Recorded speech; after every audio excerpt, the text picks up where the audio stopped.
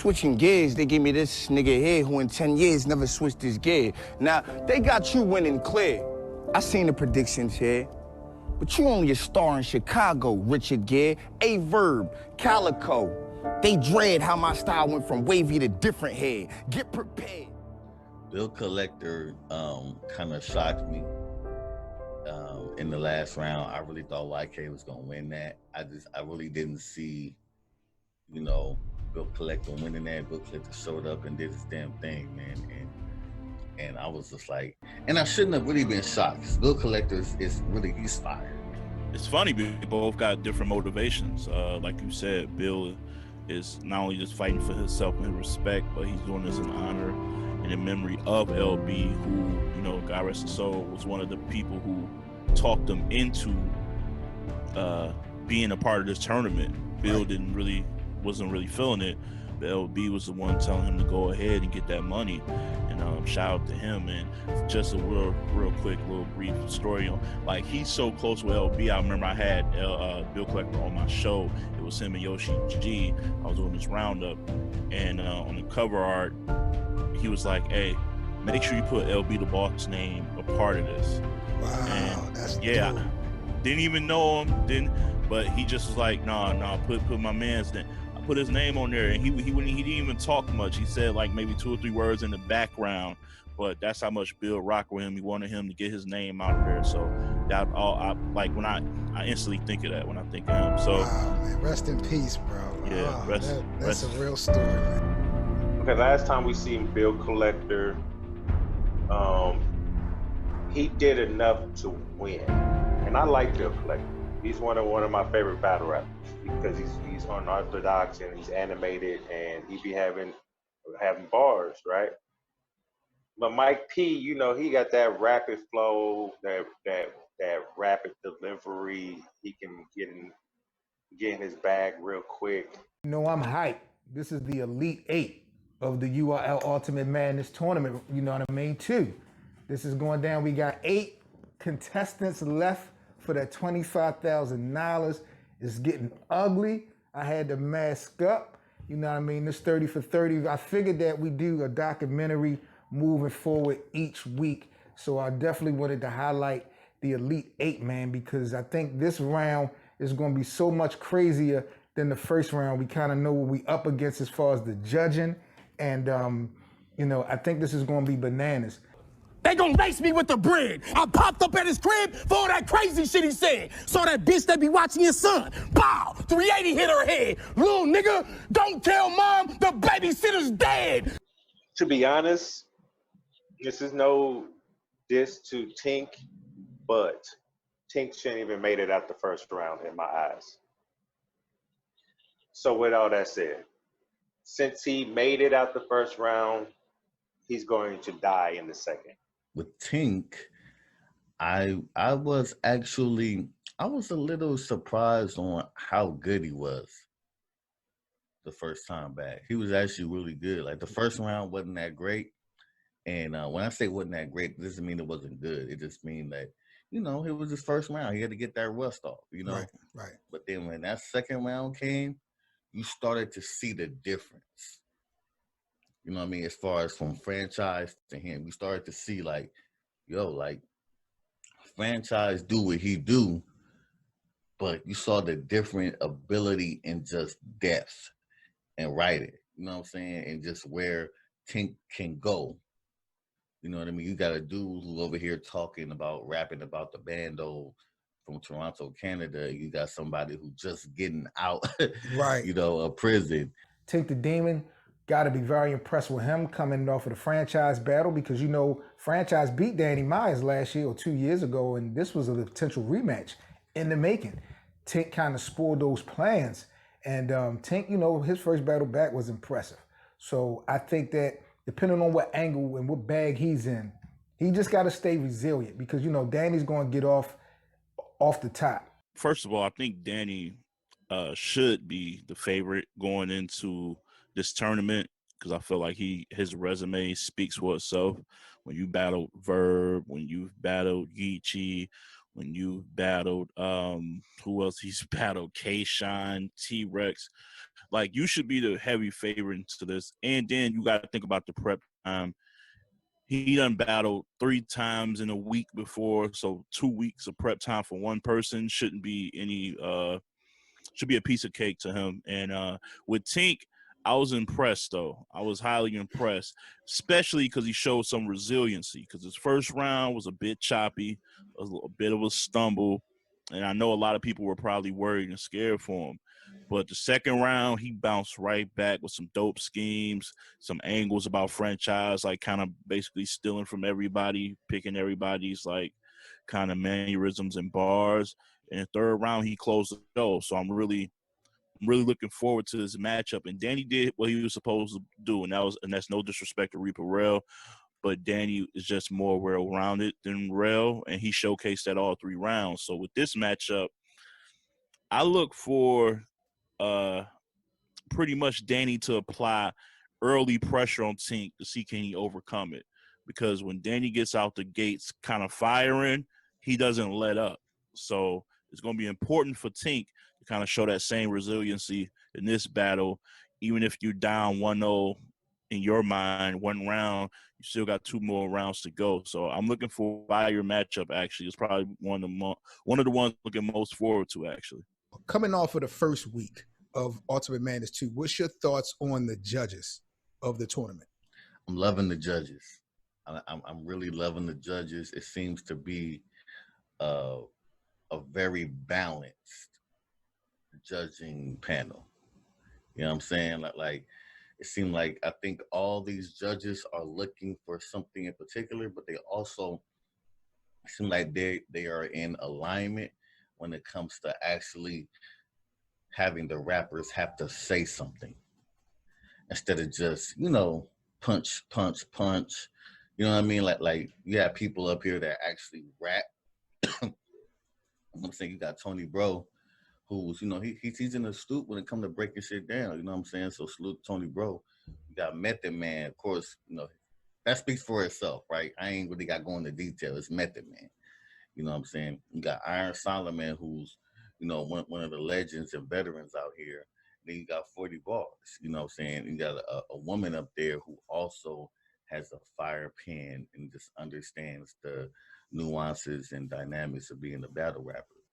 For the most part, it was better than the Ultimate Madness 1.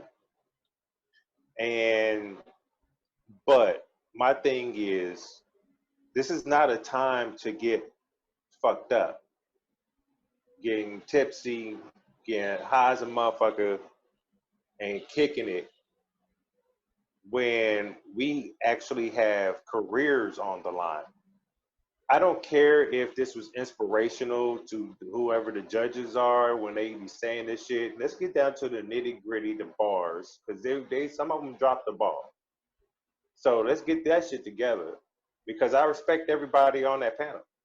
I mean, I do, but this shit is serious now. I thought they was very good. I know a lot of people were saying Ryder got robbed. Listen, nobody got robbed. A robbery would have been if they judged for Glue Easy over Emerson Kennedy. That's a robbery.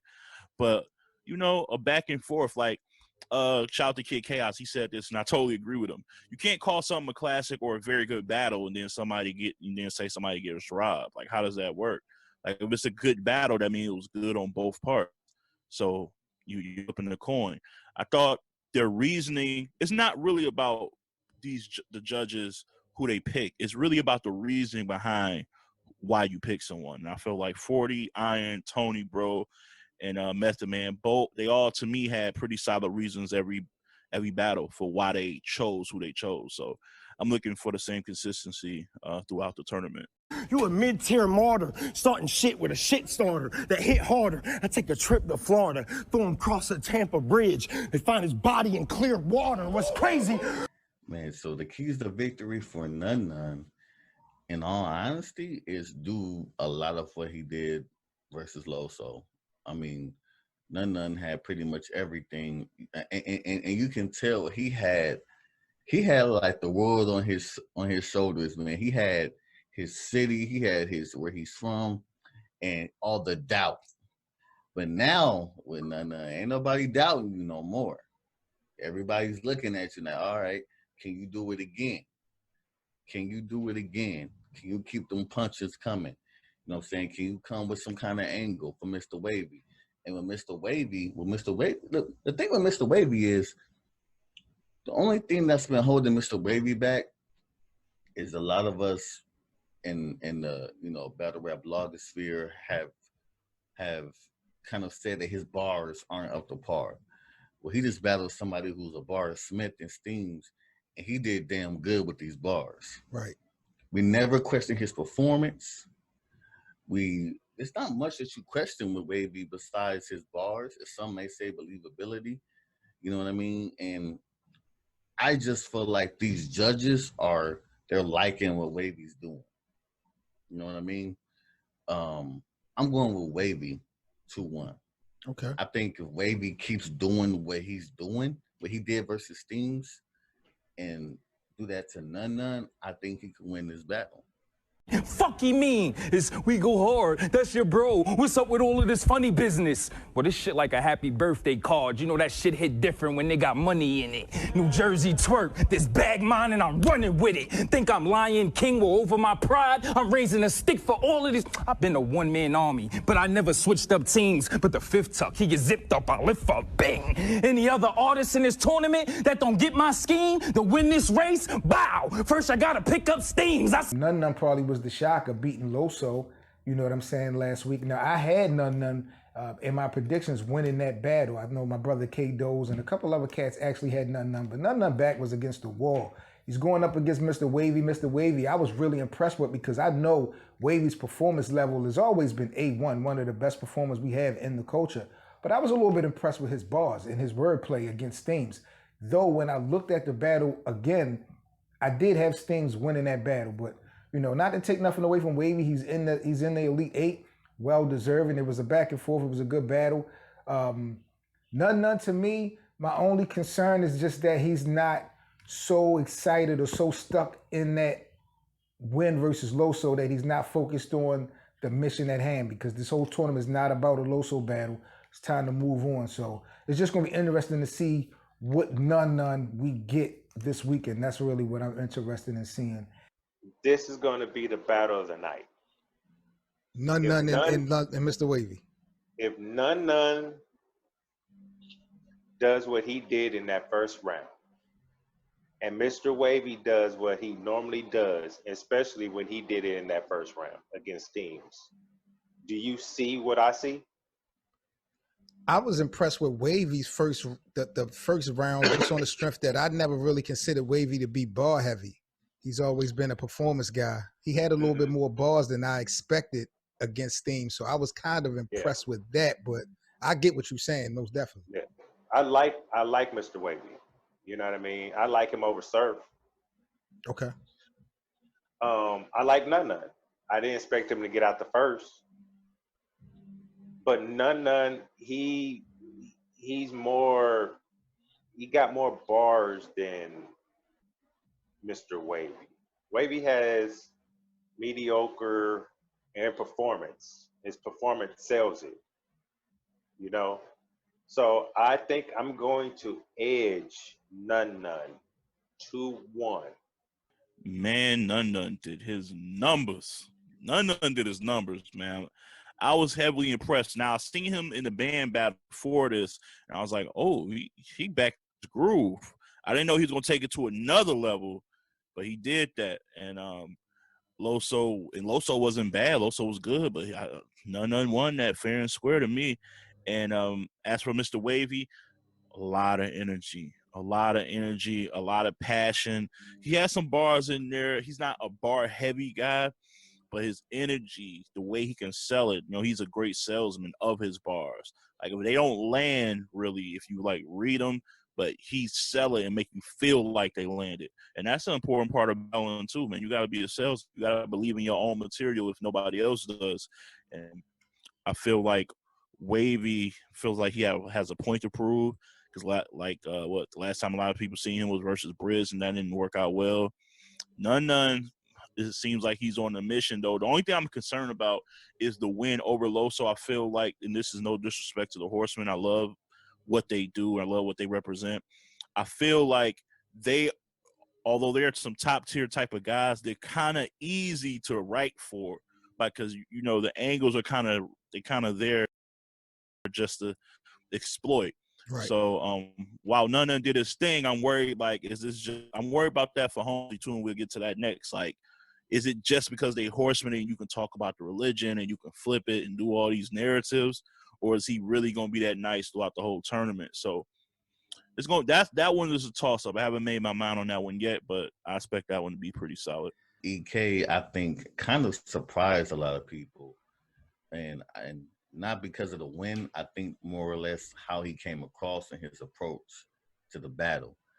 Gluezy is a puncher. Gluezy, his content for the most part is usually kind of easy to get on first watch. You know what I'm saying? With EK, he's very layered, and usually he takes a little bit to get to the punch, to the landing of what he's trying to get across to his opponent. So my biggest thing, because I picked him to win, so my biggest thing with him is only if he can condense what he does. If he can condense and get to the point quicker, it should be a very easy win. And that's exactly what happened. I mean, he performed, he used every inch of that little platform and that stage that they were on. Right. And he performed his ass off, man. And he just pretty much outclassed Gluezy. He made Gluezy look like he never been there before. You know what I mean? So, and, that's really what he did. Now as far as HOLMZIE was one of the ones that shocked everybody, because it's not like people think HOLMZIE is whack. It's just that everybody figured the Saga is coming off of a not so good performance at NUNN, so he's going to come in guns a-blazing. And what we found out is he came in and he was the same Saga he was at NUNN, and it didn't look so good. But what HOLMZIE did not do is take his foot off his throat. HOLMZIE really went in for the kill.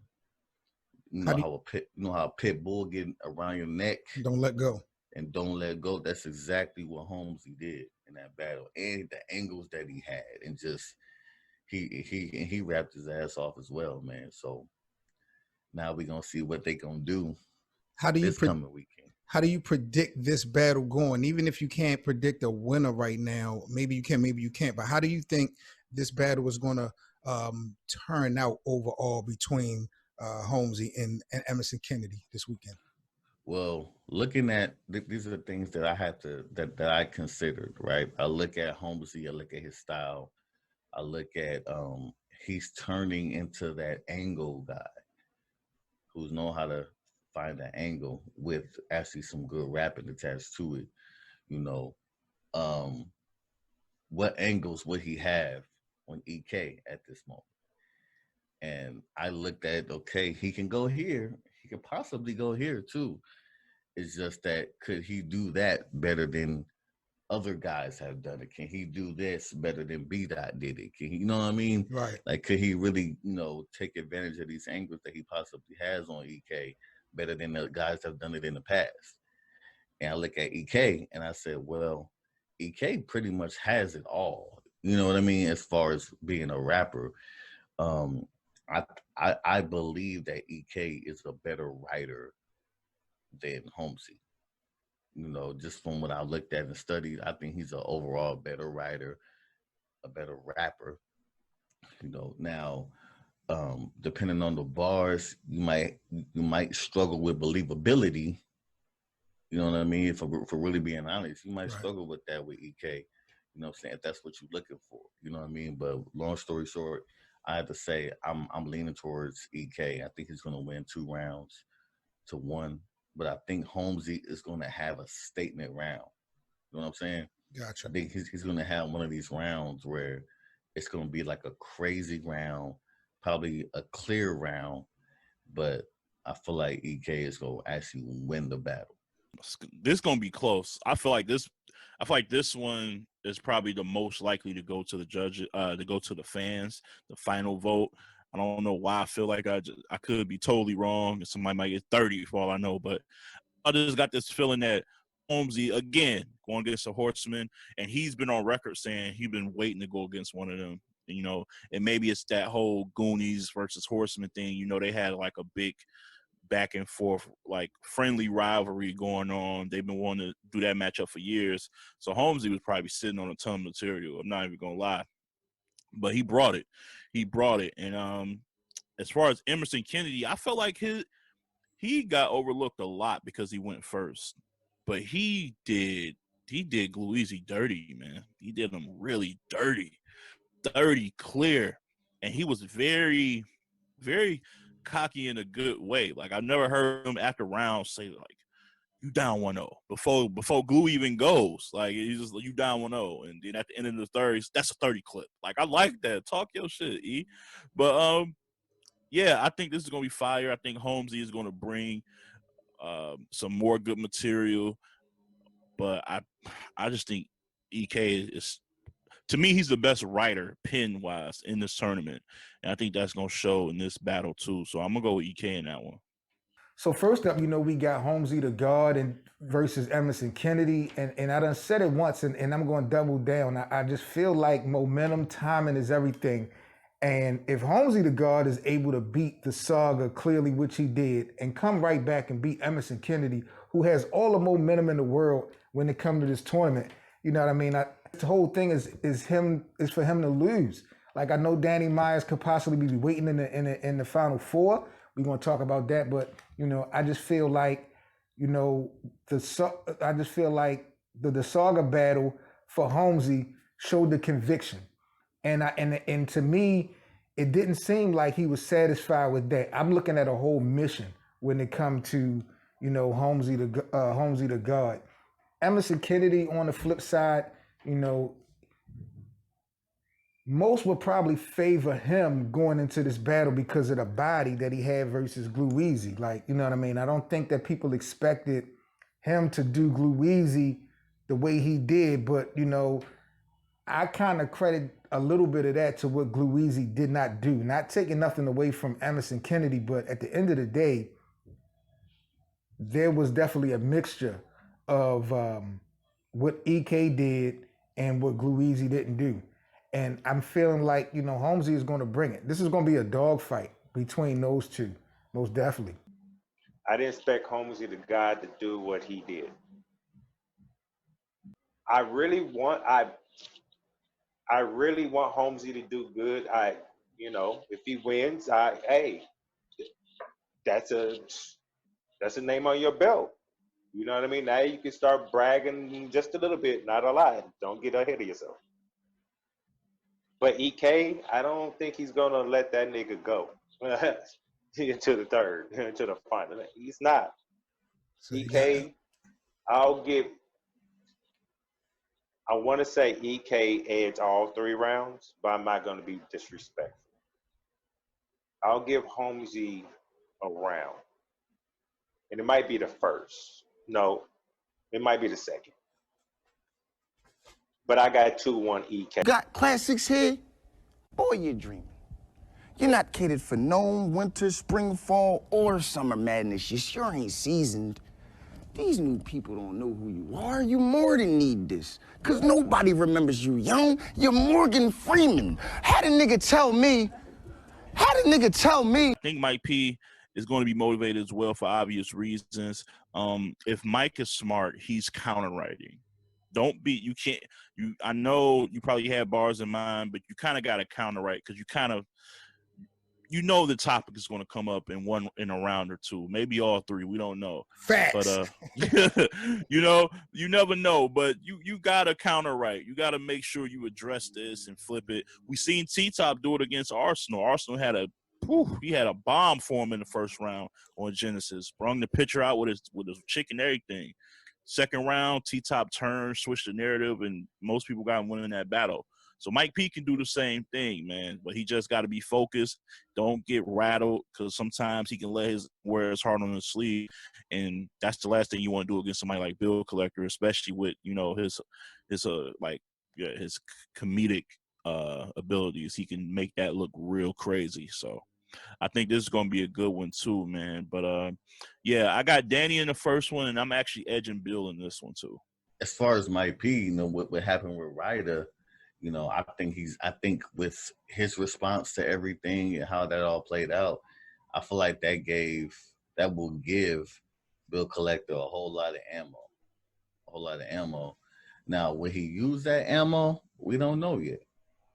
We don't know. If you're just going on rapping ability, you can't. A lot of people I see going easily towards Mike P with that, and I'm not sure about that. Like I feel like Bill Collector showed us last week that he can rap with people. And the one factor that he does have, he can rap well and be hilarious while doing it. You know, so that's a talent in and of itself, man. And I believe Mike P is going to have a round or part of a round. He's going to address the whole Ryder situation. And however, will that work in this setting? And will that work in under 2 minutes for each round? Excuse me. You know what I'm saying? So I'm going with Bill Collector to win this 2-1. You know, and Mike P, I think Mike P definitely gonna come with it. He's probably gonna have crazy aggression. And I want to see if Bill Collector is gonna mention the drama that happened between Ryder and Mike P. If I was battling, I definitely would. Especially if I saw that it bothered you like that. Oh man, that's probably might be the first thing I say. That's what the people are gonna be looking for. You know what I mean? But it all depends on, you know, how Bill Collector is feeling, and if he wants to say, you know, I'm gonna win this without that. You know what I mean? If Bill Collector is real smart, I wouldn't mention anything about it until the third round. Gotcha. This is it right here. This is the one you got to get your popcorn ready. You know, does Bill need to take angles or take those angles Ryder did against Mike P? No, Bill does not need to take those angles. Will Bill take those angles? Yes, Bill will take those angles. Bill will be a fool not to go for blood when it comes to $25,000. Now, Mike P on the flip side, I mean, there's no denying Mike P, he deserves to be here, but you got to be ready for what is ahead of you. Mike P just didn't have any rebuttal for what Ryder did, so I was not really sold that you knew that that was coming and you wasn't able to capitalize. And then watching his behavior and how he was moving after this shit, I really didn't like it. So Bill Collector is going to push those buttons, no doubt. But Mike has been through shit before, so I was a little bit shocked Mike carried this attitude the way he did, because Mike has fought his way here. You know what I'm saying? So I think the narrative will be different. I will say this after this weekend. I think everything, all the rumors and all that, that shit will be put to the past, because we'll be talking about something different when it comes to Bill Collector versus Mike P. I don't know how that battle's going to turn out. Too close to call. But we're dealing with a superstar in Bill Collector, in my opinion, versus, you know, on stage, Mike P is giving the people what they want, what they ask for. Mike P has not cheated us.